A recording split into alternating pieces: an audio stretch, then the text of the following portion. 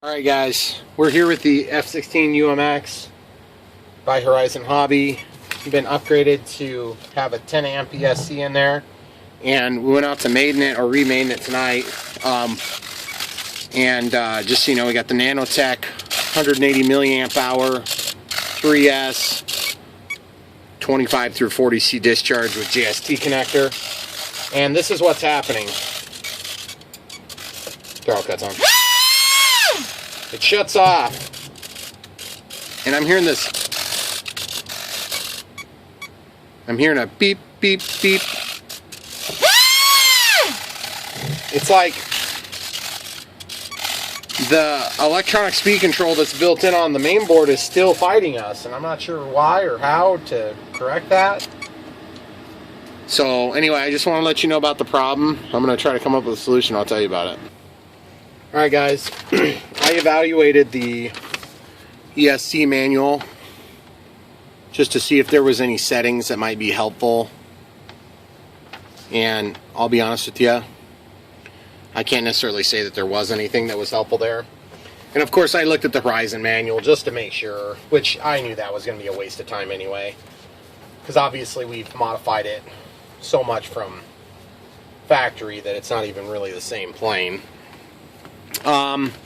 So I had a bright idea. I thought, okay, so I popped off this cover again, and I said, you know, we're feeding the same voltage to the receiver as we are to the ESC.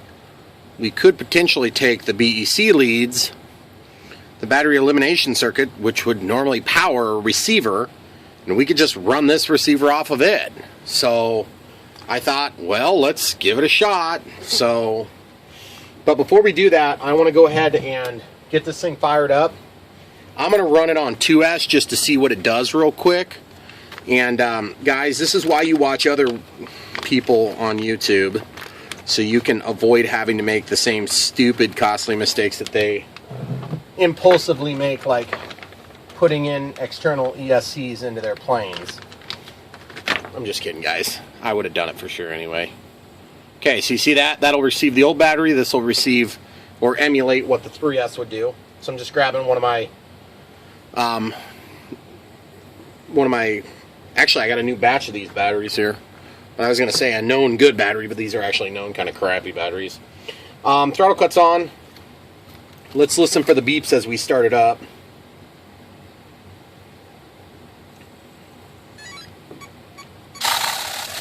Okay.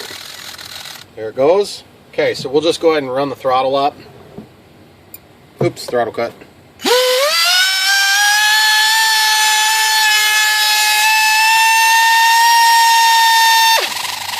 See, even there, this little SOB freaked out on me.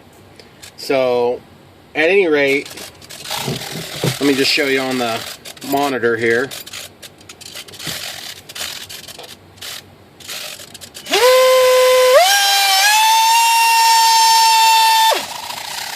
And it's freaking out. So anyway, I'm not too worried about it.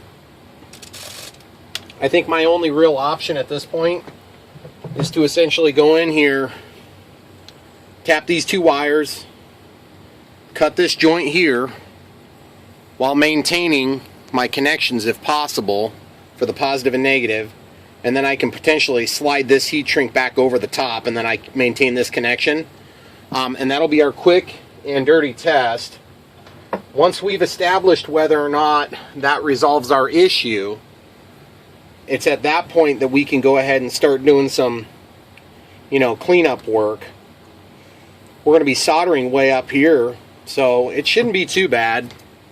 But anyway, I just wanted to give you guys a 10,000 foot view of what we're going to be doing, so you know what the heck is going on. And for those of you who have already done this and maybe didn't have this problem, if you've got ideas, you want to share them with me, please leave them in the comments. I am not above taking advice on stuff like this. This is, you know, kind of something that it'd be handy if you could look it up, but of course you can't always look this stuff up, which is what I'm trying to help with. By the way, if you get scrapes on there, these regular Sharpie red pen's a really good touch-up color for that. And you will get some scrapes on there on that nose of this plane, especially if you're doing belly landings. So anyway, I'll come back to here in just a second and I'll show you what it looks like here when I'm ready to start. Alright guys, keep something in mind too when you're doing a project like this. There are moments when you come to, you know, a situation in a project where you realize you don't have any other choice, so you have to try stuff. Doesn't mean that you made any mistake, it just sometimes this stuff doesn't work out the way you think it's going to work out. I can't say I run into stuff like this too much at work because I kind of know what I'm doing at work, and some of this stuff is guesswork.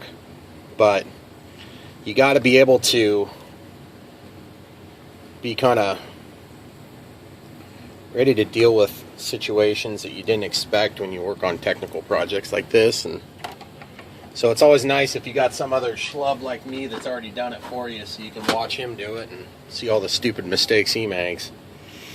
Okay, so these two BEC leads are going to produce likely close to 5 volts, okay? You're probably thinking to yourself, but this is a 2S board.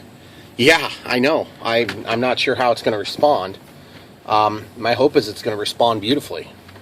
Now, if it doesn't, we still have another option that I haven't considered, and that is to just put another 6-channel receiver in there. I mean, screw these guys if it's not going to work, and then I can undo all this junk. But then we got all these stupid little connectors and stuff to deal with. It's still going to be a huge pain in the butt, let's just be honest. So let's just not do that unless we absolutely have to. Okay, the solder joint's there. Kind of got the ball of the solder joint in between my pincers. Clip. Okay, see the solder joint? Nice solid connection still. Same thing, ball of solder joint. Okay, now that's relieved. So at some point I could go back in and clean this up. For now, I'm not going to clean it up. I am going to just slap just a very, very small piece of tape over this connection point because I don't want to like start a fire in my airplane. That's always frowned upon, no matter how much your neighbors like you. They don't like seeing them go down the street on fire. And if they tell you they do, they're probably just being nice. Alright, cool. So we got that taped over. And yes, that is kind of a big piece of tape for this project, but just keep in mind, guys, this is just like a sort of a temporary thing. And, you know, honestly, if this thing would have crapped out at like 90% throttle output, I probably would have been up in the air going like twice as fast as the plane went before. So I would have been okay with it. The problem is, we weren't even off the ground. We were like just fast taxiing. And yes, I do have a video of it, but it's not going to be posted until a little bit later. So you guys might get this first. So anyway, we've got these ready to go. Now I just need to figure out if I'm going to slide this heat shrink back or if I'm going to just grab a little bit of new heat shrink. Probably just go ahead and get a new little piece of heat shrink. We'll be right back to you. Alright guys, so we're going to come in here and get these tinned. And yes, that's blue heat shrink. I know, it's not red and black. I didn't care enough. Remember, this could end in miserable failure here in just mere seconds. So for the moment, I'm kind of assuming that's going to be the case until proven otherwise by success. At which point, if I give a crap, then I can go in and clean stuff up. Again, it's not like there's some rule that says it's got to be red or black. Although, let me guess, there probably is a rule like that over in Europe. They have rules about everything there. All of my European fans are going to love it when I make a comment like that, I'm sure. Alright, great. So now what I'm going to do, just do a little double back on this here. Give us a little hook. Well, this is going to really irritate me if this doesn't work. Not that I'm not already irritated that it didn't work. It should be working. Everything is sound electrically as far as I can tell. But I guess this will take care of my quota for the year. Sorry, week. Sorry, day of being wrong. Just ask my wife, she'll tell you. So we got that folded. We're just biting that length of wire right there so that it gives us a good mechanical connection there.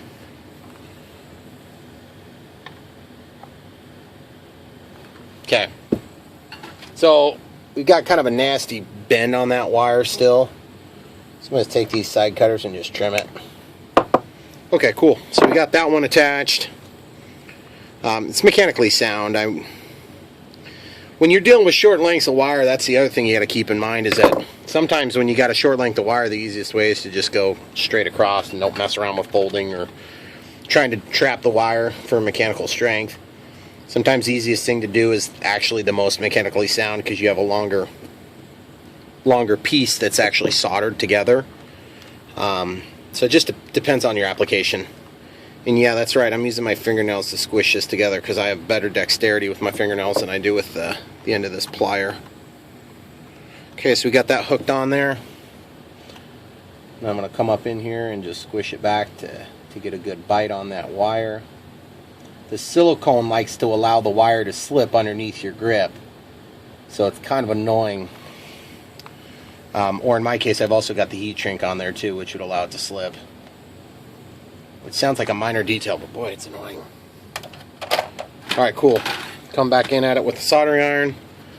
Start with a clean tip if you can. Okay, get a nice little bond. Okay, and we'll just slide that over the solder joint now. Try to keep away from sharp edges on your solder joints, because that can cause you problems later. Okay, now, even though this might be temporary, I'm still going to heat shrink this, because this is something I probably won't come back to, even though it's that blue instead of red and black. So just get that heated up a little bit. Let it shrink down. Low compression ratio on this crappy blue heat shrink. So, alright, cool. So we got that done. Now, what we're going to do is we're going to go ahead and just confirm everything. Yeah, we got power going to the ESC. ESC is powering the BEC. BEC is powering the receiver. Now it's just the ESC that's interacting with that motor. So we'll go ahead and cut my soldering iron off. We should be good for testing. I'm going to get my tools tidied up so that we don't have a bunch of tools getting blown around while we're doing this, because that could be less than desirable. And then the last step, let's go ahead and fire up the radio. Obviously, we're not going to glue the covers and stuff on until we know this works.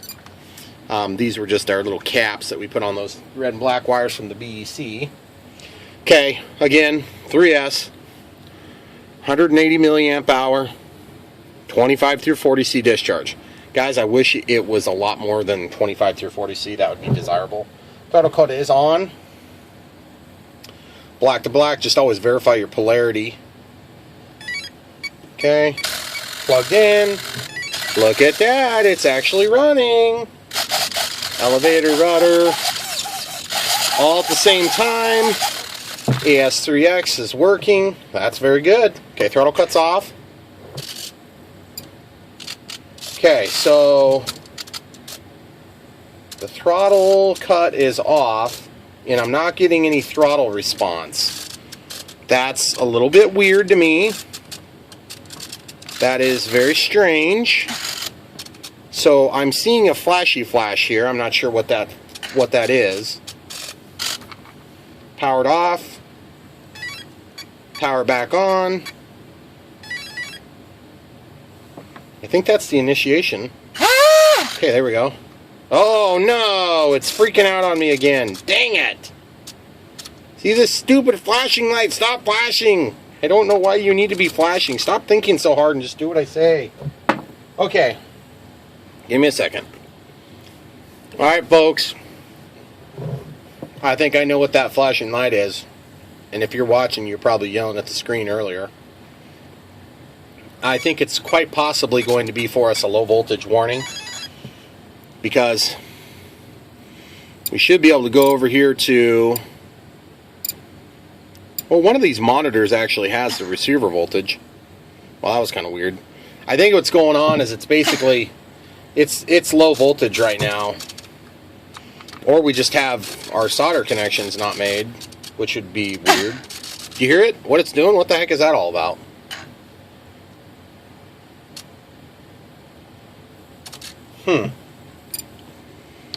But anyway, I think what's going on is we just have low voltage, and I do not understand the whole like freaking out that it's doing right now. That's very weird. I think what it's doing is it's trying to initiate the sequence to start the motor. Dang it. Alright, I'll come back to you in a minute. Okay guys, I know it seems pretty helpless right now, but we're going to make this thing work. I have one more trick up my sleeve, and this trick up my sleeve might actually work, but I have one other issue to resolve once we see if that works. And it's going to be to take voltage off of the balance lead. These 3S batteries do have a balance lead, so in the event this works, and I'll have some cleanup work on my wiring, but these two leads are going to need to plug into the first pin for negative and then the second, third pin for positive, and that way we can actually be pulling off the 2S voltage.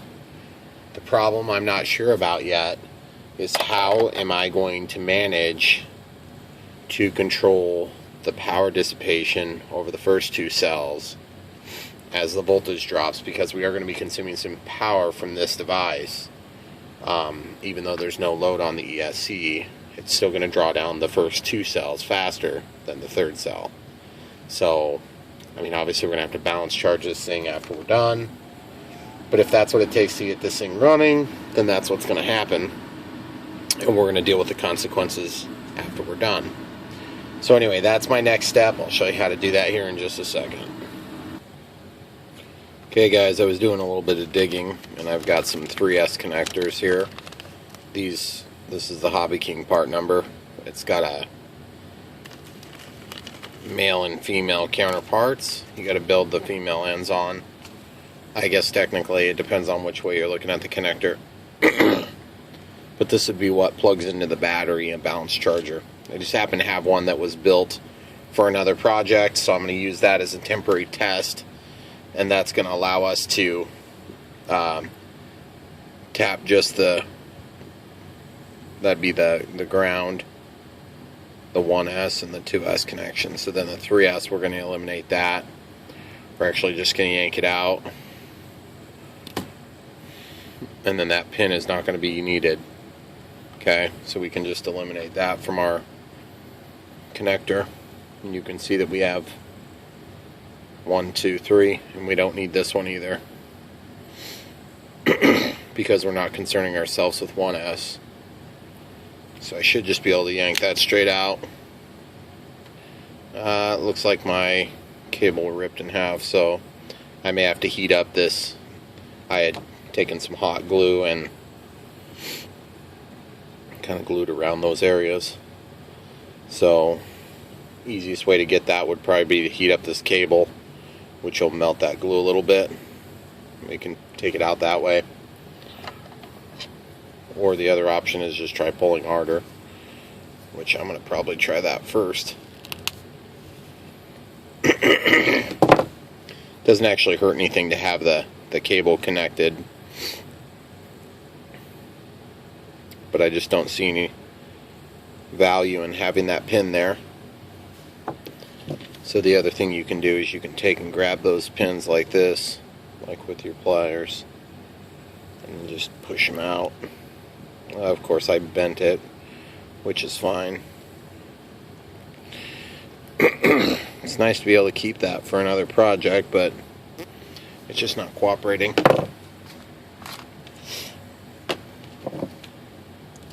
I'm going to take and probably heat up one of my 20,000 shims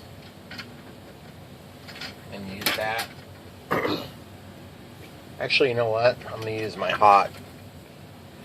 I'm going to use one of my X-Acto knives. I got an X-Acto knife that I heat up the tip when I'm wanting to cut things. So I'm just going to take and heat this up. Just get that warm. I'm just going to use this knife to melt the hot glue right here.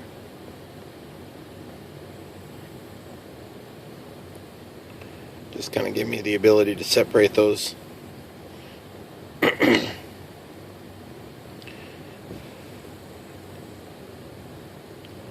Okay, yeah, that worked pretty good.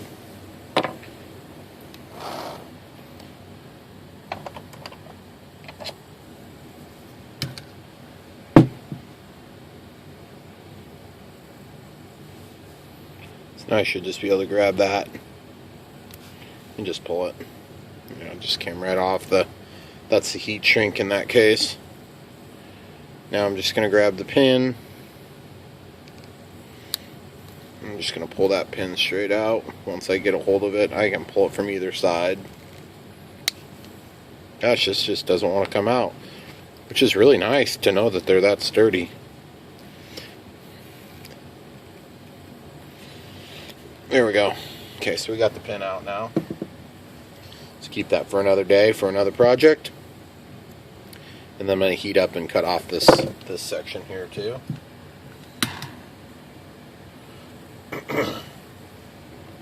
Just get that nice and warm. Run it along there. And then just go ahead and break it off. Done. Alright guys, so basically now we've got this balance charger lead that's going to give us the ability to plug in and tap power from just a 2S connection here. Okay, so that's going to be plugged into the controller board, and then our ESC is going to be pulled off of the full.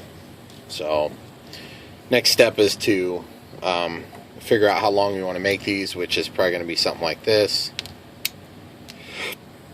And you're going to have to forgive the color code. There's absolutely no rhyme or reason to that. I think it was just whatever cable I had at the time on that project. So we're just going to bring that up and get those leads ready to go. And then just being very sparing with how much I remove from this, the length of these two, because even though I'd like to say I can clean this up later, I'm going to run out of length eventually. And then I'm going to have to go back to the board, which is not going to be as easy as it sounds. Because everything is so small on this, you know. It's a huge pain in the neck is what it is when you have to work straight on here. That was my solder joint from the prior mod, or my other attempt. Okay, so now on this one, this is our ground pin. You can tell, you can just kind of mate those up and just verify that. See the black line there? The other thing you can do is you can take a meter and you can verify your voltage before you get too far into the project. So set it to 20 volts DC, verify your polarity, make sure these leads stay apart from one another. There you go, there's 8.19 volts pulled off of that tap. And then back to 0. The blue heat shrink was such a resounding success, I'm going to go ahead and do that again.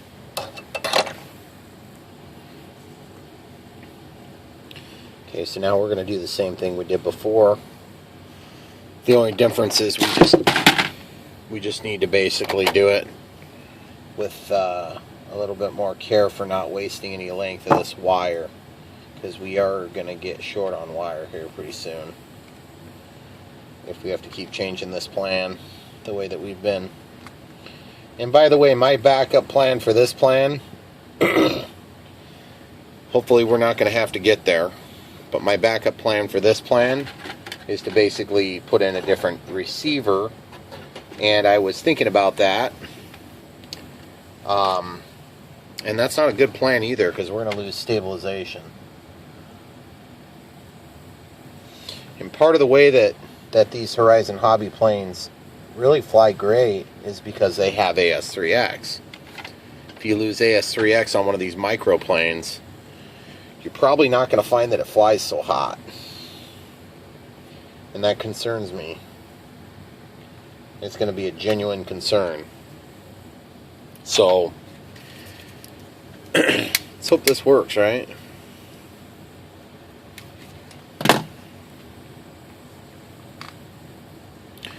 As you can see, guys, we're just repeating the process from the other side. This is going to be our negative side for us. Just get a little loop in your wire and wrap it upon itself. Strong mechanical connection, strong electrical connection.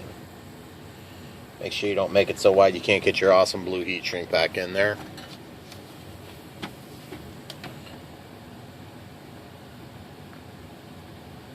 Guys, I'm bummed that this didn't work out the first way.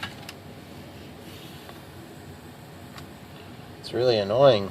I thought we had it, but sometimes you think you got it and you just don't. So we'll go back to the table and figure out how to make it work.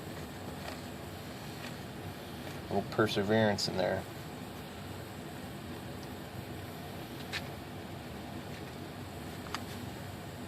This heat shrink wasn't slipping over too good. If you ever get heat shrink that doesn't like to slip over, take a little Windex, run it down that wire. If you have heat shrink that gets partially shrunk before you mean to shrink it, that's another thing you can do, is you can take that Windex and run it down below the heat shrink, and that silicone will allow it to slide. There's a little bit of silicone in Windex.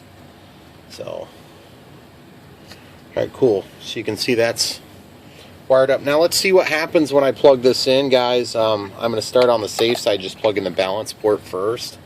Obviously you want to go ahead and have your transmitter on, throttle cuts turned on, and make sure everything's ready to rock. You'll be plugging in the controller for your receiver first. Okay. Now remember, everything should work in terms of the controls. Then we're going to energize this and we're going to see what happens. Okay, so now our throttle should be operational. Oops, throttle cuts on. Okay, so obviously that works, but I have to do it in such a way that I can test the throttle without blowing anything up.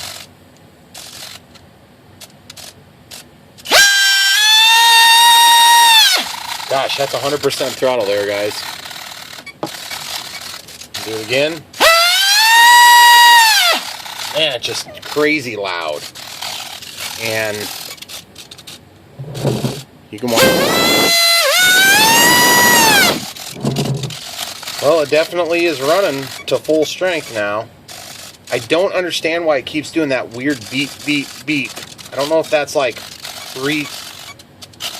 I can't figure out what that noise is, guys. I mean, I know what the noise is. It's something from that noise, and I don't understand that. So the good news is it seems to be running. The bad news is now we have to figure out how to clean up our wiring and get everything to fit, because there is this extra balance lead, and that's going to be tough to fit because it's already tight with that servo control right there. The other thing is, I don't know, maybe I'm just going to have to bite the bullet and get this thing to pack up here. So I'm going to take a look at it and see if I can show you what I come up with. Alright guys, in cleaning this up, I've got this cut wire from where we took off that BEC. A little trick, heat up the heat shrink, just like so. Hold the heat shrink down with your fingers. Try not to get burned, of course. But you can actually slide that down then. Once you heat it, it should change that compression.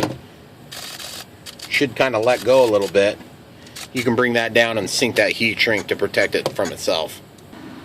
Okay, so we're just getting this stuff cleaned up. These are the power wires for the main LiPo for the full 3S side of things. You can see the way that these wires are just forced into each other. Give a nice strong mechanical bond and a really strong electrical bond. So I just want to show you how I was going to do that. I'm going to do that on both sides real quick here. Okay, so you just take these two wires just like this, guys, and you'll just kind of walk them into each other so that they overlap. Just get it so that cable's resting somewhere where you can lay it, and we'll solder it.